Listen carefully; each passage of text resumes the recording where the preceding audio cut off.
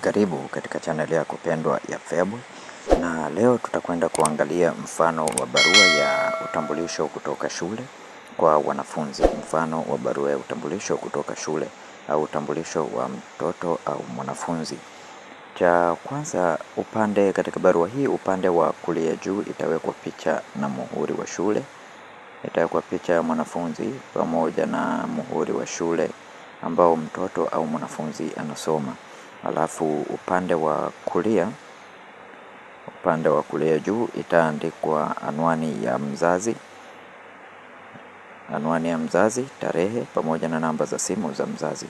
Na upande wa kushoto juu pale chini ya picha itaandikwa afisa mtendaji mkuu, wakala wa usajili, ufilisi na udhamini RITA, PO Box 9183, Dar es Salaam, KK. KK maana yake ni kutoka kwa. Maana halisi ya KK ni kutoka kwa mkuu wa shule ya msingi, sekondari. Dash itaandikwa jina la shule ambao mtoto anasoma. SLP itaandikwa SLP ya shule, na wilaya na mkoa itaandikwa wilaya na mkoa. Alafu yahusu utambulisho wa mwanafunzi. Napenda kumtambulisha kwako, taja jina au majina ya mtoto wako kama yanavyokuwa katika kuandikishwa kwenye cheti cha kuzaliwa. Kwa hiyo majina ya mwanafunzi yataandikwa hapo kama jinsi ambavyo unataka yaonekane katika cheti cha kuzaliwa. Ambaye anasoma darasa la au kidato cha, itaandikwa hapo kidato au darasa ambao mtoto anasoma. Mwenye prem number itaandikwa namba ya usajili wa mtoto shuleni. Amezaliwa tarehe, itaandikwa tarehe mtoto aliozaliwa. Mwezi na mwaka itaandikwa na mwaka. Itaandikwa pia mkoa ambao mtoto amezaliwa, na wilaya ambao mtoto pia amezaliwa, na kata ambao mtoto amezaliwa. Wazazi wake ni, itaandikwa majina ya wazazi wake. Itaandikwa jina la baba na simu yake, namba zake za simu. Itaandikwa jina la mama na namba zake za simu.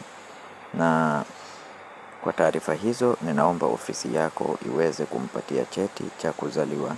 Aidha, kumbadilisha vifuatavyo: nakala ya kadi ya kliniki, cheti cha ubatizo, kitambulisho cha mzazi cha kura au NIDA, pamoja na fedha shilingi 8,000 kwa mwanafunzi wa umri chini ya miaka 10 au shilingi 20,000 kwa mwanafunzi mwenye umri zaidi ya miaka 10. Wako katika ujenzi wa taifa. Andikwa jina la mzazi. Andikwa jina la mzazi au mlezi wa mtoto. Kwa hiyo huu hapa ni mfano mzuri wa utambulisho, barua ya utambulisho kutoka shule. Barua ya utambulisho kutoka shule kwa mwanafunzi. Kwa wale ambao wanaomba cheti cha kuzaliwa, unapoambiwa kwamba leta barua ya utambulisho kutoka shule, hakikisha unakuwa na barua ambayo inaonekana hivi. Kama ni mara yako ya kwanza kuingia katika channel hii ya Feaboy, tafadhali bonyeza neno subscribe, like video hii na share video hii kwa wengine wengi zaidi, ili waweze kupata taarifa hizi. Asante na karibu.